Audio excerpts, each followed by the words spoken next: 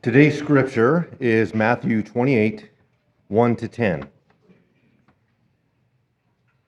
After the Sabbath, as the first day of the week was dawning, Mary Magdalene and the other Mary went to see the tomb.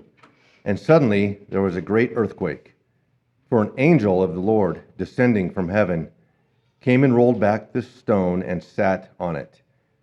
His appearance was like lightning, and his clothing white as snow. For fear of him, the guards shook and became like dead men. But the angel said to the women, "Do not be afraid. I know that you are looking for Jesus, who was crucified. He is not here, for he has been raised, as he said. Come, see the place where he lay. Then go quickly and tell his disciples. He has been raised from the dead, and indeed, he is going ahead of you to Galilee. There you will see him." This is my message for you. So they left the tomb quickly with fear and great joy, and ran to tell his disciples. Suddenly Jesus met them and said, "Greetings." And they came to him, took hold of his feet, and worshipped him. Then Jesus said to them, "Do not be afraid. Go and tell my brothers to go to Galilee. There they will see me." This is the word of the Lord. Thanks be to God. So I think there is a fairly universal experience for anyone who has been the parent or a grandparent with small children, and it's the experience of getting them to try to do something they don't want to do.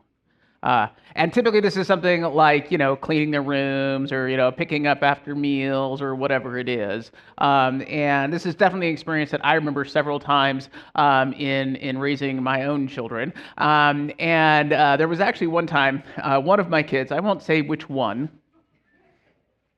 of my kids needed to clean their room, and it was just gotten really, really bad. And I had asked them the day before to clean their room, and they hadn't done it. And instead, they had just gotten worse, and we're getting towards the end of the summer. So it's really, really not okay. And I'm like, you need to go clean your room now. And so I sent them off and checked in on about a half an hour later, not to be found anywhere. And I'm like, where did they go? So I'm searching around the whole house, and I'm starting to get a little bit panicky, and I go back into the room, and that's when I hear just this little amount of giggling. And turns out there was so much stuff and so many piles of stuff, they'd actually just put themselves underneath one of the piles, covered up with a blanket, and were basically hiding under there in hopes that if they hid long enough, I don't know, maybe like magic fairies would come and clean their room for them. That did not happen. And it became pretty much an all-day thing, trying to get them to do what it is that they needed to do. And of course, like a good parent, you eventually start, resorting to things like bribery. Like, if you get your room clean, we'll go get ice cream after. And they're like, "I don't want ice cream." And I'm like, "Really?" And they're like, "Well, I do like ice cream." And I'm like, "Uh-huh." And in a chore that really should have at best taken them about 45 minutes, ended up taking pretty much the entirety of the day. And I would say the room got about 80% the way to clean until finally I gave up and said, "Fine, you can just be done." And I looked at my kid and I was like, "All right, I did promise you ice cream. Do you want ice cream now?" And they looked at me and they're like, "No, I just want to go to sleep." And I'm like, "Great, you should do that." We all have those moments in life when we were a kid. It's something straightforward, maybe like cleaning our room or whatever it is. But we all have those times in our lives where we have to face something that we don't want to do. Something that feels either too challenging or too daunting or whatever it is in life that may have us saying, "I don't want to do that." We all have those moments. And I hate to tell you kids out there, this continues into your adulthood. You will always have things in life that you don't want to do that feels simply too hard. Easter comes after one of those times. Easter comes, and if we're just here at Easter and all we are talking about is the empty tomb, and that's great and that is wonderful, but we can't really have that conversation unless we remember everything else that led up to this moment. Jesus spent his life teaching. He spent his life healing. He spent his life feeding the hungry. He spent his life with people following him around who got to learn all these amazing lessons about life and how we live it, and about God's love and how we are called to love God, love neighbor, and love ourselves. And his reward for all of this great, amazing, miraculous work was that he was put on trial for a crime that he did not commit. He was killed for that crime and laid in a tomb. And that's where we pick up the story this morning. Now, the authorities, the religious leaders of the day who conspired to do this to Jesus, assumed now that it was all going to be over. Jesus wasn't the first one that came along that tried to stir up trouble, that claimed to be some new religious leader, and they had managed to get rid of those people before, and they assumed now that they had gotten rid of Jesus, or at least so they thought, that everything would be okay. But right before this passage, they were worried about something. They were worried because even the religious leaders of the day knew what Jesus had said. And what he said is that on the third day, I'm going to rise again. On the third day, I'm going to come back. And so the religious leaders go to the Romans and say, post some guards, so that they can't come and disturb the body and try to fake some kind of resurrection or some kind of thing like that. And so the religious leaders themselves know what Jesus had promised, because most people and Jesus' own followers knew what he had promised to do. And so they post these guards at the tomb, and that's where we pick up the story. Now, I really like Matthew's version of the story. Each of the Gospels has their own version with their own concerns. Matthew's version I really like because we see the women coming. And the women are coming for no reason other than to come and see the tomb. The women, not the disciples who had been following Jesus around, not the religious leaders who had him killed, none of those folks. The women come to the tomb of Jesus on the third day because they have just enough faith, just enough curiosity, just enough wonder to wonder if what Jesus said he was going to do, he was actually going to do. And no doubt they understood that they were coming at great personal risk. There were guards at the tomb with orders to not let anybody disturb it. They did not expect anything to happen. They did not really know, believe, or have faith in what it is that Jesus said. The women had just enough. And then we get the amazing scene that we read this morning. There is an earthquake, there is an angel, and there is an empty tomb. And the women who arrived at that place, wondering what was going to happen, no doubt still feeling sad and in shock for everything they had witnessed just a couple of days before, became witnesses to the greatest miracle that the world has ever seen.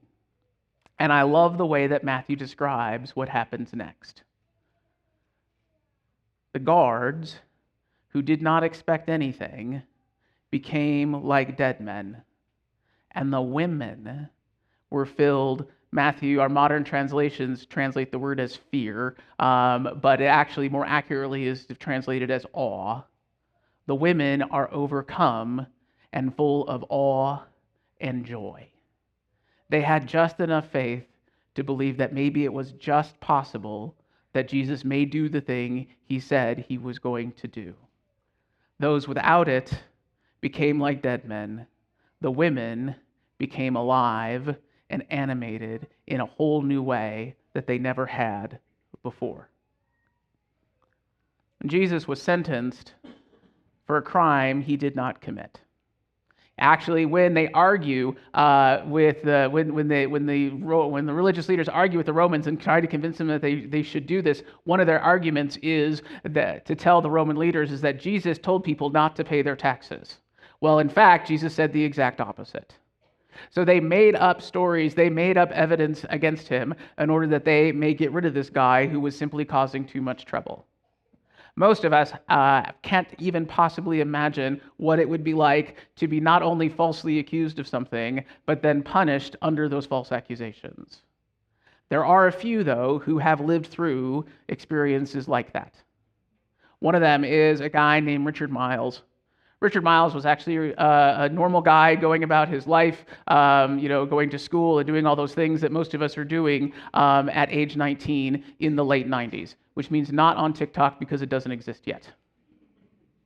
But Richard Miles is doing the kind of things that I remember my life at 19 and what I thought was important and what wasn't important, what I thought was important at the time. And most of the things I thought was really important and just absolutely the most important thing in the world at age 19 really didn't matter at all. And most of us remember that. But Richard Miles at age 19 found himself falsely accused of crime, not only falsely accused of a crime, but he was falsely accused of murder. And because, for many reasons, he ended up actually going to trial and he was found guilty and he was sentenced to prison for it, even though throughout the time he always maintained his innocence. 10 years in to a life sentence, Richard finally got a nonprofit group to take on his case and go back and look over the evidence again and try to see if they could prove that he was innocent. And thankfully, they were able to do that. So after 12 years in prison, Richard was released, and through a state fund for the wrongly accused, actually received a little bit of a payment of money for the time that he spent in prison inappropriately. Now, Richard would have every reason on earth to be bitter about the time that he spent there. None of us would begrudge him that. He could use it as an excuse for anything he wanted to after that. He could use it as an excuse for just simply lazing through life. He could use it, and none of us could possibly blame him for it because most of us, not a single one of us, would want to be in his shoes or go through what he experienced. Richard did not do that. He realized while he was in prison, even though he was there, got to know many of the other people who were there and got to see people when they were there and hear about them after they left and recognize how hard a transition is to move from a life being incarcerated into a life back into the regular world. He recognized how difficult that was. It was difficult for him, even though he wasn't even supposed to have been there. It was even more difficult for others who did not have people to support them. So Richard took the small payout that he was offered by his state as remuneration for his time in prison, and instead of buying a house or a car or taking a trip to Vegas or any of those things we would probably do, he used it to start the Miles of Freedom Foundation, where he now supports people who are exiting prison and helps them reestablish themselves and their communities, reestablish healthy relationships, and helps to try to put them into better places in hopes that they avoid going back into prison later on. Richard didn't need to do this. Nobody asked him to do this. He did it because he felt called to do it. He did it because he saw this awful, terrible experience that he had gone through and wanted to see something good come out of it. It is no surprise to me when I heard Richard's story in a podcast a couple of months ago, talking about what he had gone through and what he chose to do with it. It was no surprise to me that Richard is a person of faith. And amongst running this foundation, also serves on the leadership board of his church, and talked about how his understanding of God, his understanding of Jesus and what Jesus had gone through is what he held to and gave him strength when he himself was imprisoned for something he did not do, in the same way that Jesus was punished for something he didn't do either. God has many amazing abilities. And the most profound ability that God has is the one we come here today to celebrate, which is God has this amazing ability to make good things out of bad situations. The cross and everything that went with it, Jesus' trial, arrest, and death was awful and terrible. It is basically the worst thing that humans can do to each other. And yet God was able to take that experience and make something so monumentally amazing. We sit here 2,000 years later and recognize it as the cornerstone of our faith. When I was in seminary, I took a class on theodicy, which is this study of theology and philosophy, where philosophers tie themselves in knots over what do we do about the fact that there is evil and hard and difficult and tragic things in the world. And I took this class and it was interesting, but at the end of the day, I came to the same conclusion at the end of the class that I had at the beginning, is that whether we like it or not, we live in a world where hard and difficult and tragic things happen. And we also live in a world where God is able to take hard and difficult and tragic things and make good out of them. It does not mean that the hard things weren't hard. It is an injustice and an awful and terrible thing that Richard Miles went to prison for a crime he did not commit. And yet, through his faith and his belief in God's ability to make good even out of bad, good came out of it. Most of us will never face anything like what Richard had to go through or what Jesus went through. But all of us will face times of hardship and trial. And the question that we should have when those things happen, or when we find ourselves in those moments, is very simple. What do we have faith in? What do we believe in? Do we have even the faith of the women? Just enough faith to see and wonder if God really truly can fulfill God's promises. Just enough faith to believe that even though we go through hard things in life, that God can make good out of them. Not saying that the things we go through aren't hard and aren't difficult and aren't tragic. They are. But God is with us. God's comforting peace and presence is with us while we are there.